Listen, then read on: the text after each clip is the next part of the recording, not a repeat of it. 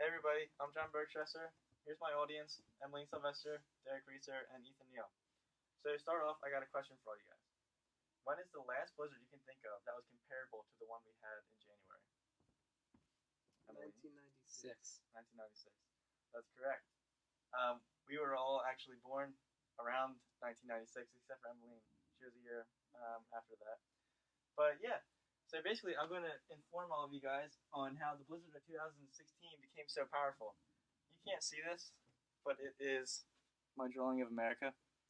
And I'm going to basically go through how the low pressure system made its way up to us and became the blizzard.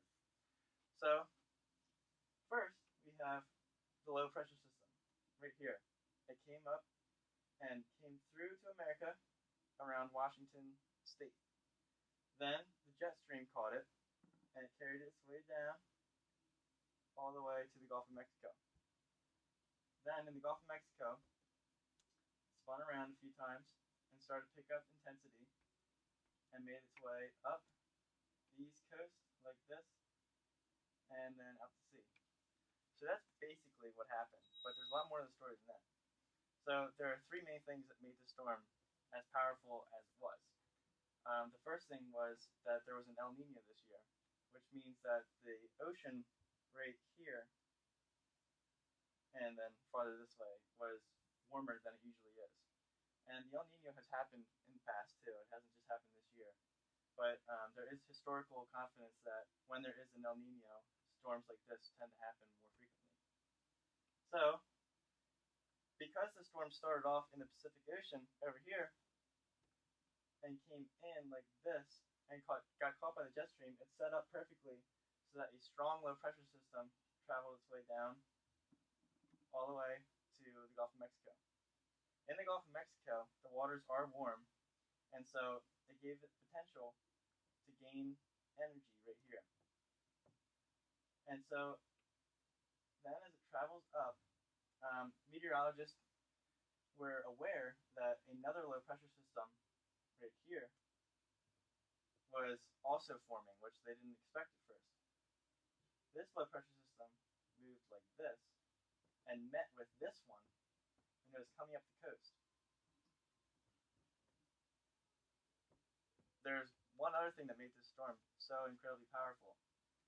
There was convection out in the sea, way out here, which is basically a black hole, so to say, in meteorological terms.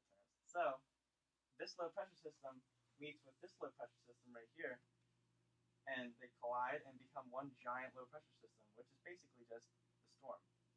And as the jet stream, which I talked to you before about, is going like this through America, that's where all the Arctic air comes down from and everything like that, and why it's so cold this time of year. It also gets caught not only by the convection, but by the jet stream. So the convection's pulling it this way, and the jet stream's pulling it this way. And it's stuck right here. And as the models picked up from EWAL, which is one of the sources I had, the GFS model, the European model, and the NAM model all suggested that the storm now, within 24 hours, was going to go up this way and then have a sharp precip cutoff line right here, right about Allentown, PA. So all the models stated that past Allentown there was not going to be any snow. However, as the storm increased in power and moved farther towards Allentown, it was clear that it was just going to, annihilate all of us with snow. So it began to spin like these big storms do, and while it's spinning, it's pulling moisture from the Atlantic Ocean onto the coasts, which also increases wind speed, how heavy it's snowing.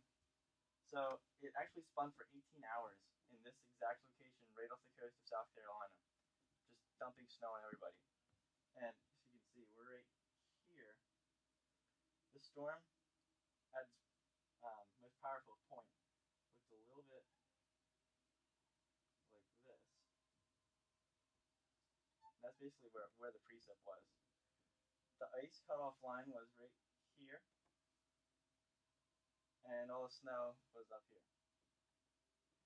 So, one more thing that made this storm so incredible was the snow ratios. Not only did it snow very heavy for a long period of time, but the temperature was cold enough so that the snow ratio is 15 to 1. Basically, what that is 15 inches for every 1 inch of rain, 15 inches of snow. So, since there was that much, in Allentown they recorded 32 inches of snow. Where we live here in Telford, we got about 30 inches of snow. In West Virginia, they got about 40 inches of snow.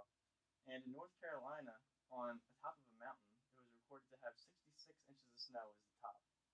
And I got those numbers from Wikipedia. Also, just so you guys know, blizzard warnings were addressed throughout this entire area. A blizzard is when wind speeds are 35 miles an hour or more for 3 hours, with snowfall that makes visibility less than a quarter mile. So that's basically how the blizzard came to be and happened and why it was so powerful. Do you guys have any questions?